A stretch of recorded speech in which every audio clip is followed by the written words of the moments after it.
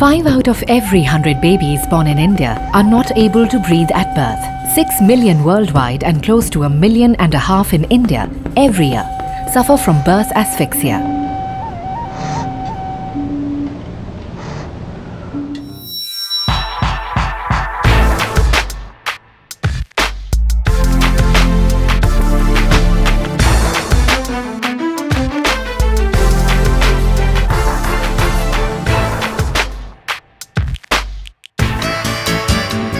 From the Indian capital city of New Delhi comes the story of a bilateral collaborative effort in biomedical research between India and the United States, helping many a newborn breathe for the very first time.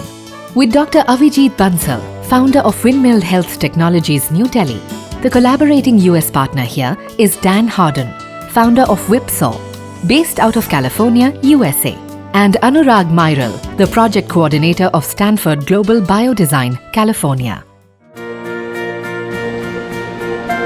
The good news is that most of these babies can be saved by a process called resuscitation.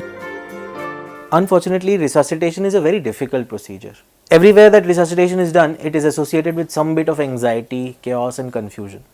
It is so, largely because the current devices are too difficult to operate, takes too long to learn the skill, are not too efficient, and always require two trained professionals, a luxury in emergency situations for many a hospital and clinic across the world. 2 operators are required to give complete CPR. One person gives artificial breaths, the other person gives cardiac compressions. If 2 people are not available, there is no way such a baby can be saved.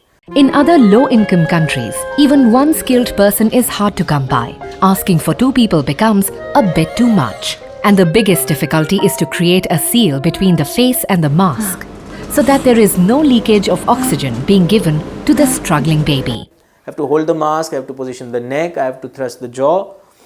There are so many things that I need to do and only one hand is available. But could someone make it easier? Is it not possible to use both hands to hold this mask? Saving a life would then be so much easier. Dr. Avijit Bansal found that skill gap was a major barrier. If only frontline health workers could be empowered to resuscitate effectively, resuscitation could make many babies start breathing.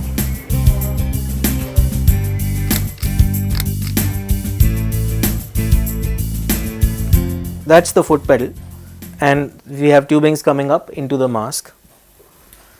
And now because I am doing the back compression with my foot, I have this other hand free, which I can use for holding the mask. With one hand freed, the user can perform many other critical tasks. Neck positioning is one, auscultation is another, air entry monitoring, heart rate, palpitation, and stimulation could all be done more effectively.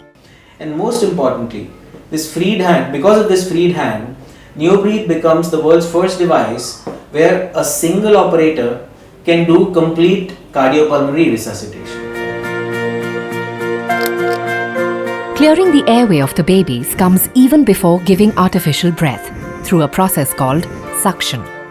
If the airway is not clear, no breath is going to work. In order to avoid this, we have integrated a suction functionality into NeoBreathe.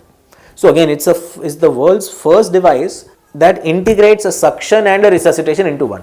So what it means is that every time a baby is resuscitated, a functional suction is ready and available, which always works. And it is such a simple construction that there is not even a knob or a switch to be turned. It is always ready, always works. I'll show you how.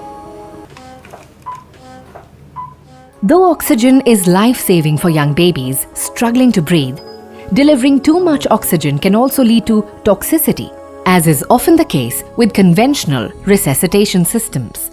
In NeoBreathe, we have integrated a very simple mechanism which makes sure that we can broadly regulate the amount of oxygen that's being given to the baby.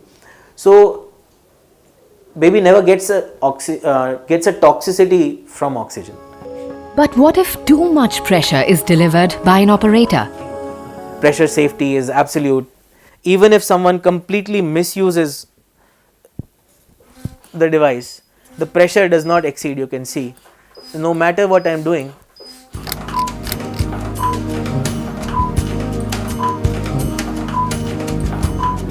Launched in December 2016, NeoBreathe is ready for testing for CE mark approval. NeoBreathe today is all set to go places. Being used in 10 states now, the numbers are growing steadily. The Institute of Child Health, Chennai, a national health mission facility in Madhya Pradesh, a medical college in Gujarat, and one large corporate hospital in Gurugram, close to New Delhi, among many others elsewhere, are happy to vouch for NeoBreathe.